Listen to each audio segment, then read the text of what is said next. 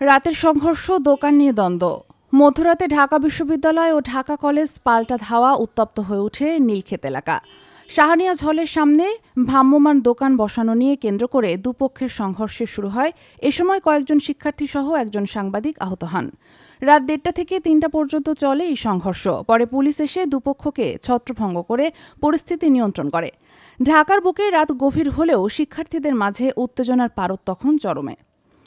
রাজধানীর দুই ঐতিহ্যবাহী শিক্ষা প্রতিষ্ঠান ঢাকা বিশ্ববিদ্যালয় ও ঢাকা কলেজের শিক্ষার্থীদের মধ্যে হঠাৎই ছড়িয়ে পড়ে সংঘর্ষ। একটি ভ্রাম্যমাণ দোকান বসানোকে কেন্দ্র করে শুরু হয় এই বিবাদ। একটি চায়ের দোকানকে কেন্দ্র করে প্রথমে কথা কাটাকাটি, এরপর তা রূপ নেয় হাতাহাতিতে। ওরা এসে আমাদের এলাকা থেকে দোকান সরিয়ে দিতে বলে। আমরা তো এখানে অনেকদিন ধরেই বসে চা খাই, হঠাৎ করে কেন এমন?